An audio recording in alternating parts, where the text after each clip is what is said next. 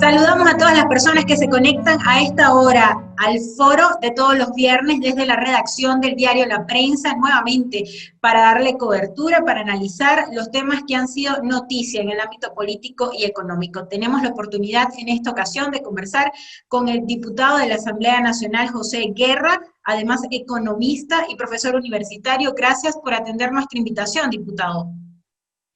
Buenos días, un placer estar con ustedes, con el diario La Prensa de Barquisimeto.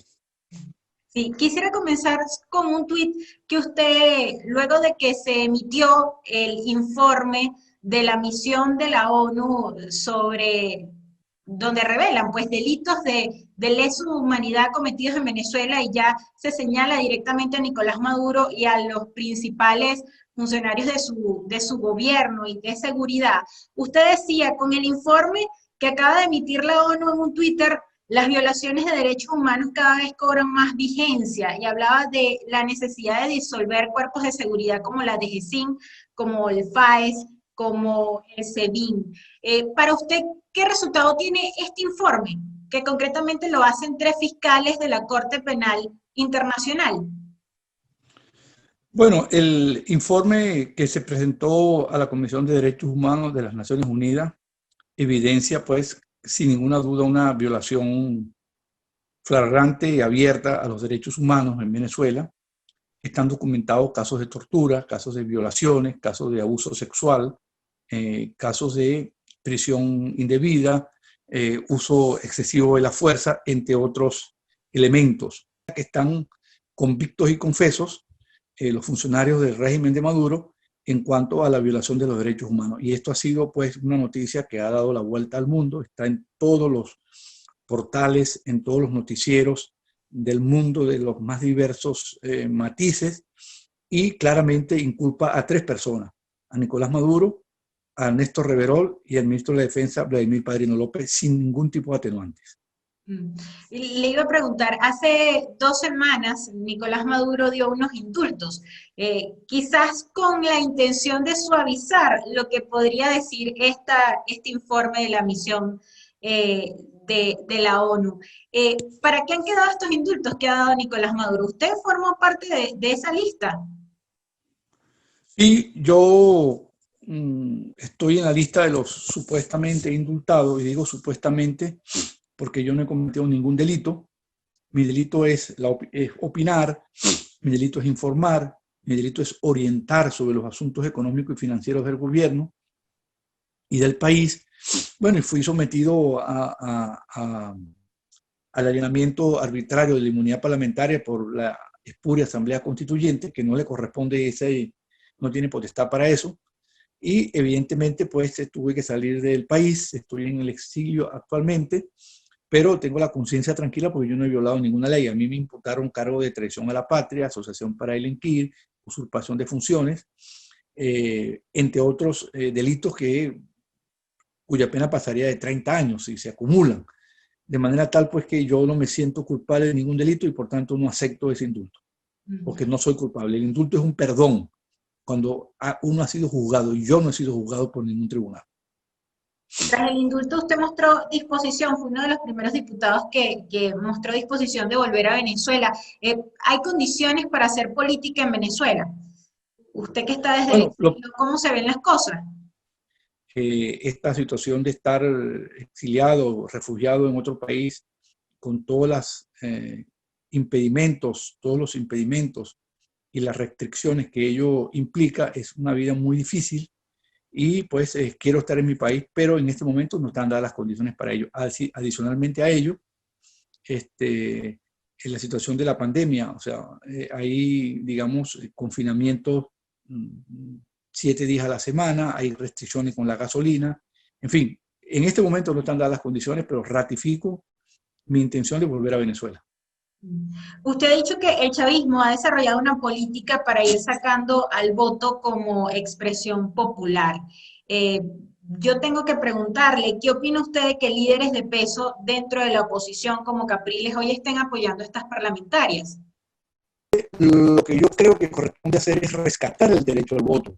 Es decir, hacer toda una política de procurar por todos los medios nacionales e internacionales rescatar ese instrumento y quitárselo del chavismo, porque ellos han elaborado una tecnología para llamar a la gente a que no vote, desmotivarla para que no vote con estos que han hecho. Por ejemplo, en la Asamblea Nacional pierde una elección de un gobernador, te ponen a un protector, y luego ese protector es el que encabeza la lista de la asamblea de ellos. Le dan recursos que no tienen la gobernación en sí. Han destruido la institucionalidad del país, pero hay que pelear en el terreno electoral, hay que arrancarle el derecho al voto y sobre todo que el voto elija, que es lo más importante.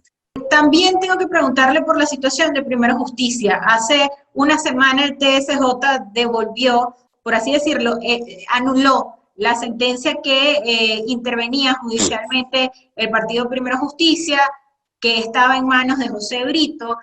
¿Cuál es la realidad de Primero Justicia de cara, bueno, a lo que se está planteando en el país? ¿Realmente se le entregó esta tarjeta a Primero Justicia o sigue secuestrada como ustedes han denunciado? La situación ahorita es que la tarjeta está congelada, nadie la puede utilizar, y bueno, estamos esperando pues los tiempos adecuados para rescatar el partido, y porque es la tarjeta más votada de Venezuela. Entonces, volver a tener esos símbolos que identifican no solamente a una fracción política, sino significa un sentimiento, un espíritu de cambio, de renovación en el país, que es lo que significa la Primera Justicia. Sí. Pero la tarjeta no se puede utilizar ahorita. Diputado, leía también en uno de sus artículos de opinión que usted decía que las elecciones y las movilizaciones sociales fueron pensadas para condiciones normales, dice uno de sus artículos de opinión.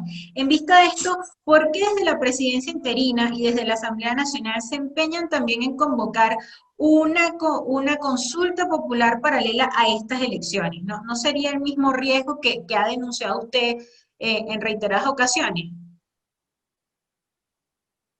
Bueno, yo entiendo que eso no se ha decidido todavía, lo que se va a hacer, lo que se va a plantear, pero se está buscando un mecanismo para darle voz a los venezolanos en esta coyuntura, porque efectivamente tenemos un dilema. Y el dilema que tenemos es que para el día 5 de enero del año 2021 se vencería el plazo para el cual fuimos electos. Entonces hay que buscar un mecanismo que permita hacer una acción política, y eso es lo que se está pensando actualmente. No hay todavía nada acordado, pero es eso, pues se está explorando, se está consultando, se está analizando en detalle todo lo que se podría hacer, porque es claro que cuando usted ve las encuestas, por ejemplo, la última que yo vi de la empresa Delfos, la intención de voto para las elecciones parlamentarias es apenas 25%, la más baja desde que hay elecciones separadas al Parlamento. Y eso agrega la situación del COVID, con lo cual pues la capacidad de los venezolanos de votar y de expresarse va a ser mínima. Esto va a ser algo, digamos, ridículamente bajo, y hay que buscar un mecanismo de participación efectivo, y eso es lo que se está tratando de implementar en el tiempo que queda hasta diciembre. Sí, diputado, han hablado tanto la Asamblea Nacional, usted en reiteradas ocasiones, y ayer hacía énfasis de eso la gente de Consecomercio, de que el país necesita con extrema urgencia un acuerdo nacional. ¿Qué ha ocurrido? ¿Qué se necesita para tal acuerdo nacional? Porque pareciera que el gobierno por un lado no entiende y la oposición ahora, digamos, dividida, por así decirlo, en unos que van a unas elecciones, a pesar de que no hay las condiciones electorales, y otros que están proponiendo que haya elecciones libres por otro lado y que se mantenga la continuidad administrativa de la Asamblea Nacional, pues no terminan de ponerse de acuerdo. Y en el medio está el venezolano, que al fin y al cabo es el que está sufriendo más por toda esta situación. ¿Qué se necesita para un acuerdo nacional? Bueno, digamos, el país, como usted dice, está en una situación catastrófica, ¿no? Desde el punto de vista de los ingresos, desde el punto de vista de la actividad económica, desde el punto de vista de las divisas, desde el punto de vista de la precariedad del empleo, de los servicios básicos. Pero déjeme decirle que para que haya un acuerdo político, que es lo que corresponde hacer a Venezuela para sacar de la crisis, hace falta disposición y hace falta que el régimen de Nicolás Maduro dé un paso adelante. No han querido, Se han propuesto 3 intentos de diálogo, uno con el Papa, uno con el presidente de Dominicana y el último con el gobierno de Noruega, Oslo, las reuniones de Oslo y de Barbados, y no se ha podido llegar a un acuerdo porque ellos no quieren introducir cambios, pero efectivamente en algún momento, y esto es la única solución a Venezuela o para la crisis que vive Venezuela, que haya un acuerdo que permita un punto, un área común de entendimiento. Sí. Y ya entrando, diputado, en el tema económico, quisiera un balance. ¿Qué balance tiene del país que hace 2 días se cumplieron 6 meses desde que inició la cuarentena y hay una paralización tanto de la economía como de servicios fundamentales para que arranque la economía como la gasolina? Bueno, el mundo está paralizado. El mundo está viviendo su peor momento desde la crisis del año 1929, 1930, que se llamó la Gran Depresión de los años 30. Esta situación es peor en este año, del año 2020, economías que están cayendo 20%, que no se veía pues, ni siquiera cuando las guerras. Y te puedo adelantar que la economía que está peor en el mundo es Venezuela. Y está peor porque tiene 2 tipos de restricciones fundamentales. Una restricción fiscal, no tiene recursos en bolívares, y los recursos que tienen bolívares usando la inflación a través del Banco Central, y tiene una restricción externa, en segundo lugar, no tiene divisas. Usted decía se necesita financiamiento externo, esa vía está totalmente cerrada para Venezuela, en el sentido de que, bueno, el Fondo Monetario Internacional no reconoce por un lado a Nicolás Maduro, tampoco reconoce al gobierno interino del presidente Juan Guaidó. Y entonces, ¿qué futuro podemos tener ante esa posibilidad? Bueno, mira, un país se puede financiar en el exterior a través de organismos multilaterales, tales como el Fondo Monetario, el Banco Mundial, el Banco Interamericano, la Corporación Andina de Fomento. Eso está cerrado para Venezuela ahorita porque no reconocen a Maduro y porque la Asamblea Nacional no es legítima, es la que aprueba los créditos adicionales. Ellos trataron de ir por la constituyente y tampoco fue reconocida porque es totalmente ilegal. El otro mecanismo de acceso al mercado internacional de crédito es emisión de deuda soberana, deuda del gobierno. El gobierno está en default, o sea, no paga la deuda, PDVSA está en default, entonces tiene cerrados los mercados. Entonces, para tú abrir los mercados necesitas reestructurar la deuda, acordarte con los acreedores y tener legitimidad. De manera tal que hasta que no se logre esas 2 condiciones, no hay crédito para el país. Bueno, tú puedes tener un crédito con China, puedes tener un crédito con Rusia, son créditos bilaterales, pero eso realmente China cortó el financiamiento al país. Rusia no está en condiciones de prestarle a Venezuela, salvo, digamos, un avión con equipos médicos, que eso serán $1 millón, que es nada para lo que el país requiere.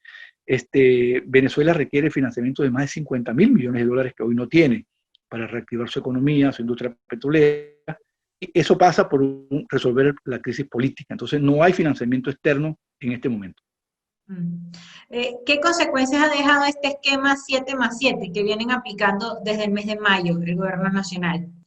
Con Industria ayer señalaba, o el lunes señalaba, que antes de la pandemia, antes de que se registrara la pandemia, las proyecciones eran que cerraran 800 industrias en el país.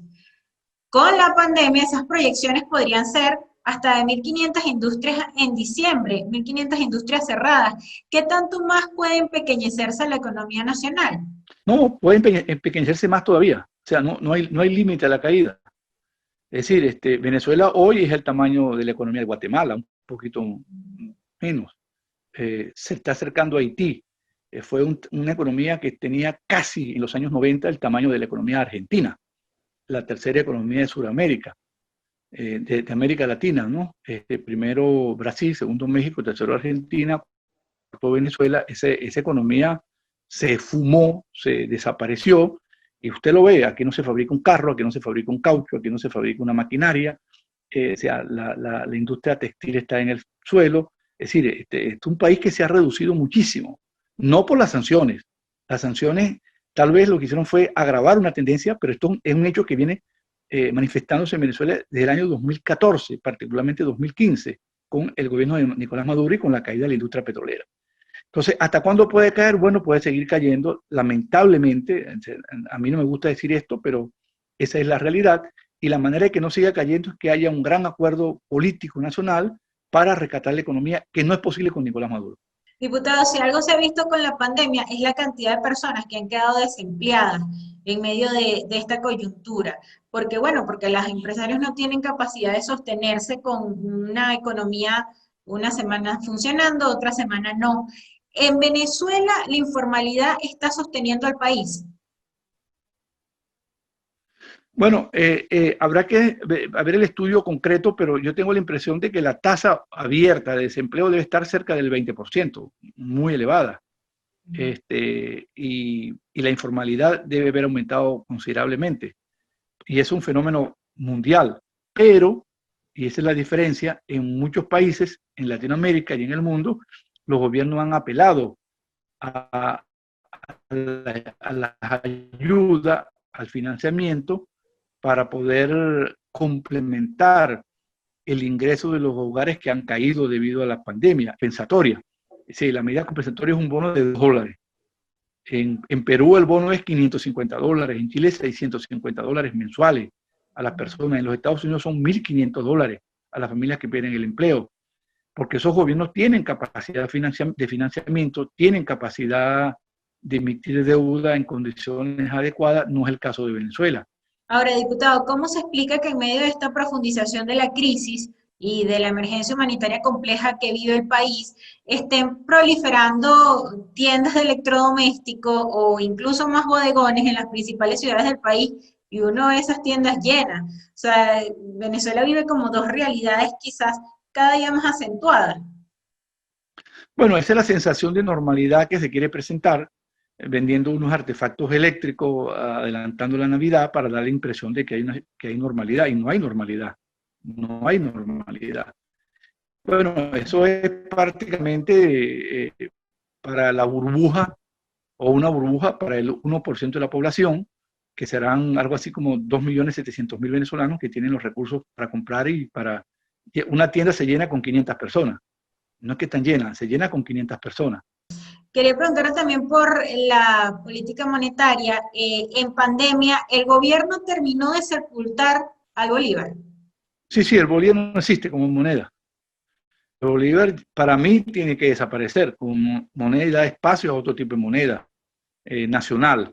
El bolívar ya perdió todos sus atributos, nadie ahorra en bolívares, el ahorro en bolívares desapareció, nadie pone los precios en bolívares, son muy pocos, salvo pequeñas bodegas, abastos, las transacciones más importantes se hacen en dólares, entonces perdió todos sus atributos como moneda, bueno, por la devaluación. O sea, la devaluación y, digamos, la inflación son los enemigos de una moneda, y ese es el caso del bolívar.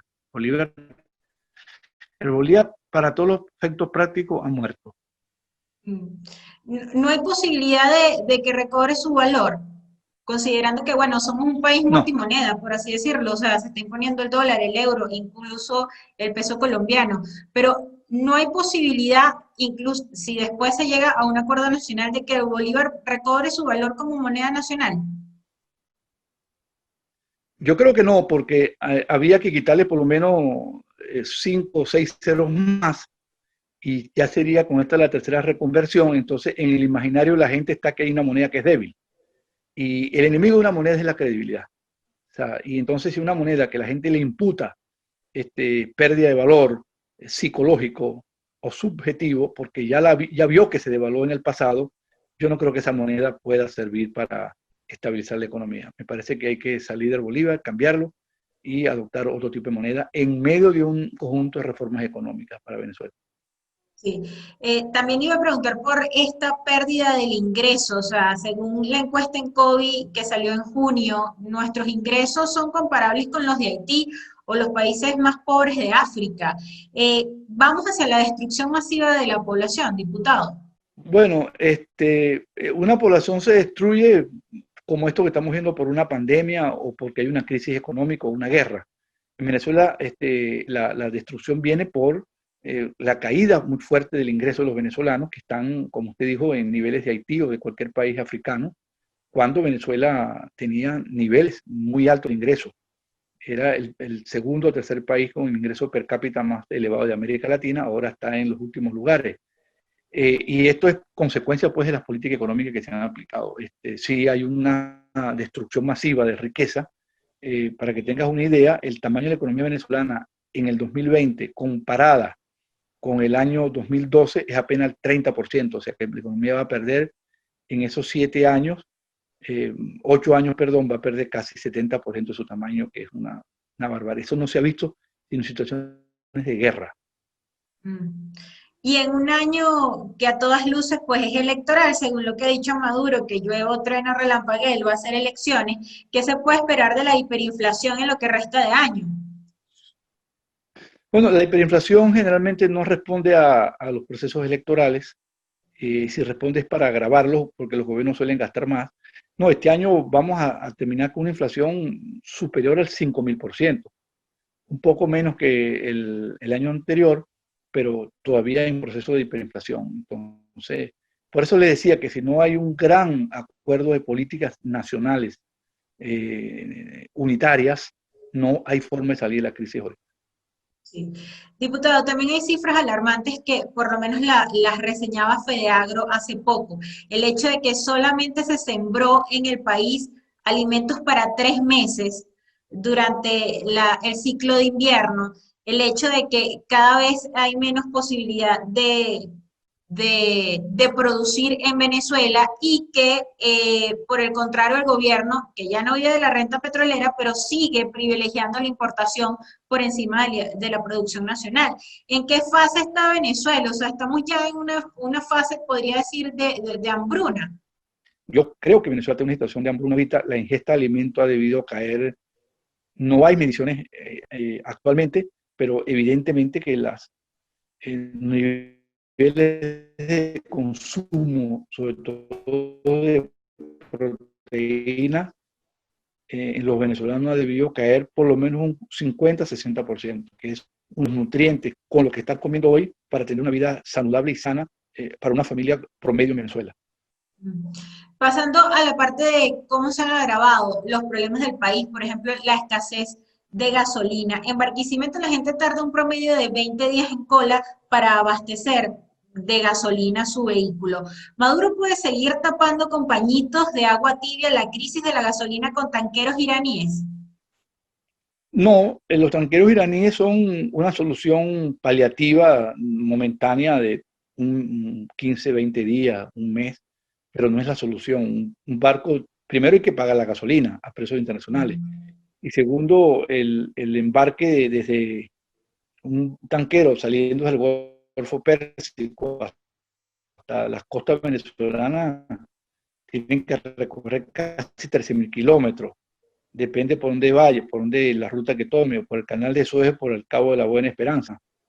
Un viaje que puede durar 21 días y eso no hay manera de abastecer un país de gasolina de esa manera. Aquí la solución sería reactivar las refinerías, pero otra vez nos encontramos con el mismo problema.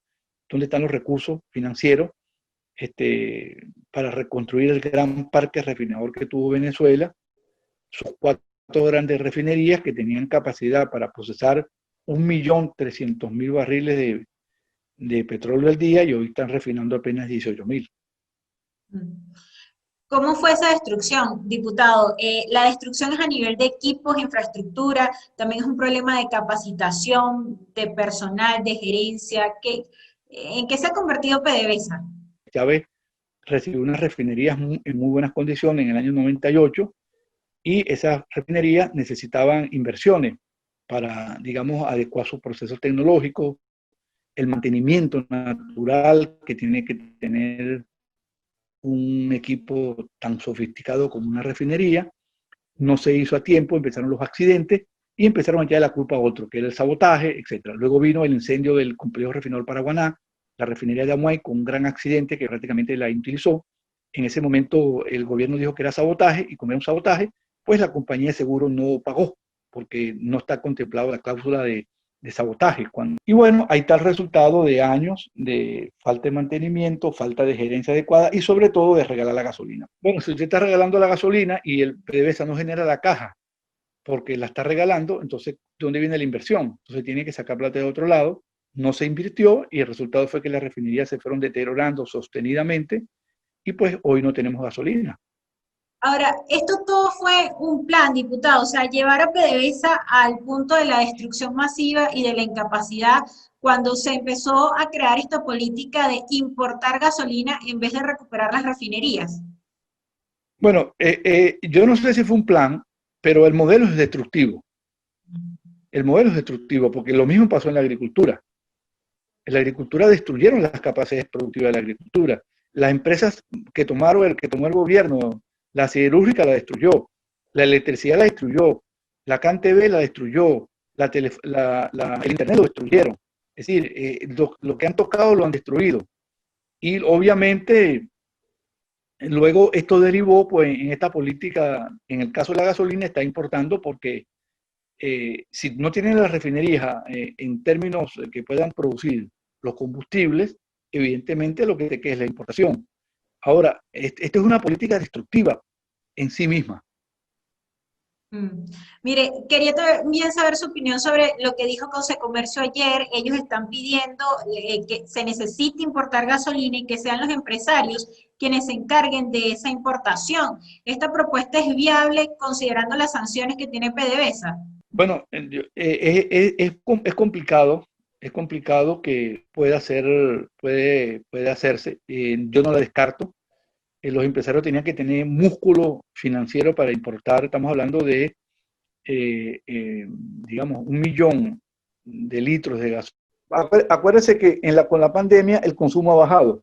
Venezuela llegó a consumir 300.000 barriles de gasolina al día, diarios, que es una cifra muy alta.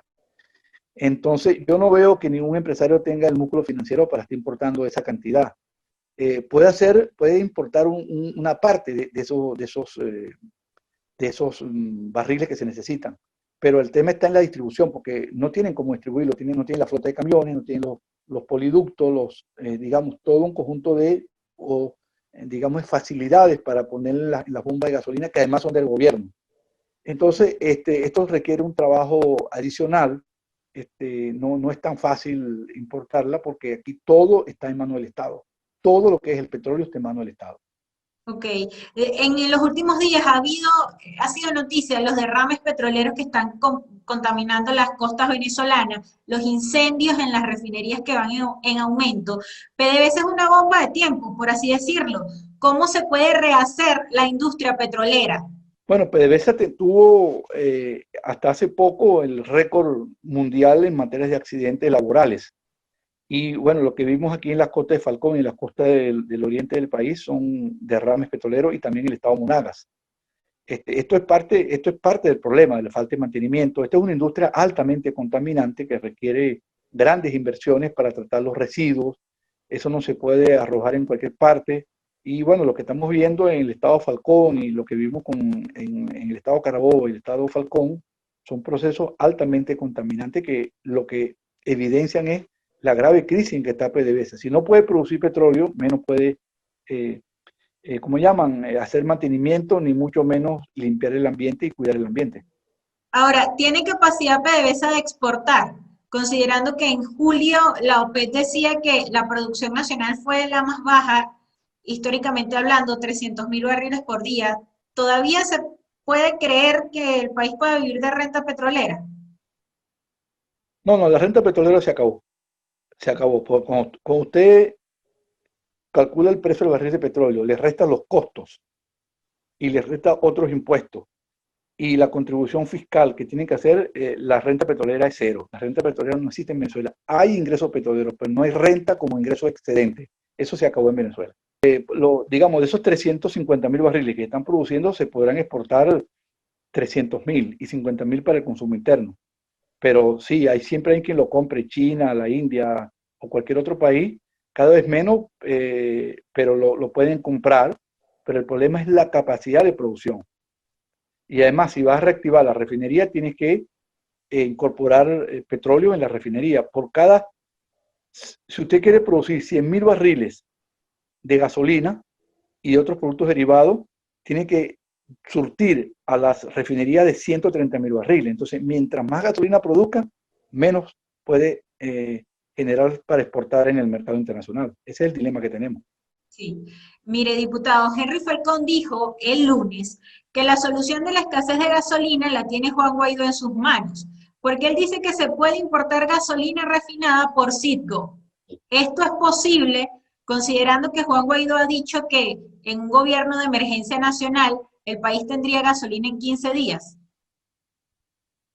Bueno, lo que dijo Henry Falcón es falso, totalmente, porque esa es una propuesta que yo hice de un alivio temporal, pero no está en manos de Guaidó la solución al problema, porque un barco de Citgo con 400.000 barriles que puede llegar a Venezuela en 7 días navegando desde la costa este de los de la costa oeste de los Estados Unidos, del terminal de Lake Charles en Luisiana, estará aquí en Venezuela en 7 días, pero eso es un consumo para 1 o 2 semanas. O sea, la resolución no está en la importación de gasolina desde Citgo, está en la reactivación de las refinerías venezolanas. Ahora, eso puede aliviar por un par de semanas, sobre todo en materia de diésel, para las plantas de los hospitales y otros, digamos, básicamente los hospitales y para generación de electricidad y para el transporte, el diésel, pero no es la solución. Quien diga que la solución está en manos de Citgo no sabe lo que está hablando. En definitiva, el venezolano se va a tener que acostumbrar por largo rato a esta crisis severa del combustible, sobre todo en el interior del país. Bueno, no sé si se acostumbrará y lo peor sería que se acostumbre, pero lo que yo te puedo decir es que el tema de la gasolina y la crisis de la gasolina no tiene solución a corto plazo, a menos que haya ese gran acuerdo nacional de solución integral a la crisis que vive el país, que pasa por el financiamiento externo, por grandes inversiones en la industria petrolera, entre ellos la refinación de petróleo. Sin ese acuerdo político no hay solución a corto plazo. Diputado, y la última pregunta, ¿qué implicaciones tendrá para el país las sanciones que en octubre impondrá Estados Unidos a la comercialización de gasoil? No, eso no está decidido todavía. No Mm. no es un hecho que se haya decidido todavía la imposición de sanciones, él dice, con lo cual yo no estaría de acuerdo. Muchas gracias, diputado, por atender esta entrevista, este foro de hoy viernes y Bueno, por recibirnos en el diario La Prensa. hasta luego. Agradecido con todas las personas que se conectaron con nosotros a este foro interactivo con el diputado José Guerra, analizando la situación política y económica del país. Será hasta una próxima entrega desde la redacción del diario La Prensa.